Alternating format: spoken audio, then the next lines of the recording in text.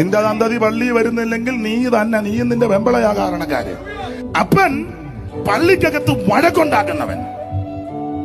മകൻ പള്ളിയിൽ വരികയല്ല. ഇവരുടെ കാലത്തായ യേശയ്യാവ് ശുശ്രൂഷിക്കുന്നത്.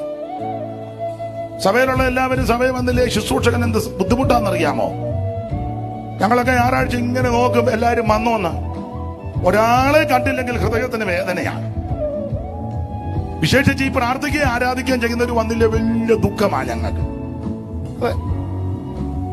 ഉഴപ്പിയടിക്കുന്നവന്മാരുണ്ട്, പുറകെ വന്ന് പമ്മിയിരിക്കും. സമയം ഇങ്ങനെ കാലം വെച്ച് തള്ളുവല്ലൊക്കെ വിളപ്പിച്ച് ഇടയ്ക്ക് മൊബൈലിലൊക്കെ ചാറ്റ്, എന്റെ ചാറ്റ്.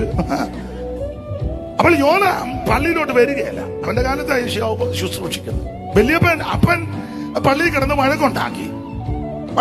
അപ്പന്റെ സന്തതി പള്ളിയിൽ കയറുകയല്ല. എങ്ങനെ കയറും? നീ വഴക്കുണ്ടാക്കി അതിന്റെ സന്തതി ഇതിനകത്ത് വരുമോ? നീ സഭായത്തിന് വന്ന് വഴക്കുണ്ടാക്കിയാൽ കമ്മിറ്റി കൂടുമ്പം ബഹളവും മുണ്ടും മടക്കി കുത്തി ചട്ടും തെറുത്ത് കയറ്റി പെമ്പളയുടെയോട്ട് ബൈബിളും കൊടുത്ത് നീ അങ്ങോട്ട് പൊക്കൂടി അന്നാമേ. ഞാൻ രണ്ട് കാര്യം, നിന്റെ സന്തതി ഇതിനകത്ത് വരികയല്ല. അതിന് വരാത്തത് നീയാ കാരണക്കാരൻ. അതിന് വ്യാജിനെ ഒന്നും പറയണ്ട. വ്യാജ് പറയാൻ ഞാനെന്ന് പറഞ്ഞ കേസല്ല, അവൻ തന്നെ ഒപ്പിച്ച വിനയാണ്. നീ കുടൽ കുഞ്ഞുഞ്ഞിനെ അഞ്ചാം ചോർത്തി കൂട്ടിയെ കൊന്നിട്ട് പൽസിപ്പിക്കുക. യേശുവിന്റെ നാമത്തിൽ തലമുറയ്ക്കെതിരെ ഒന്നും വ്യാപരിക്കുന്നില്ല. നീയാ കാരണക്കാരൻ.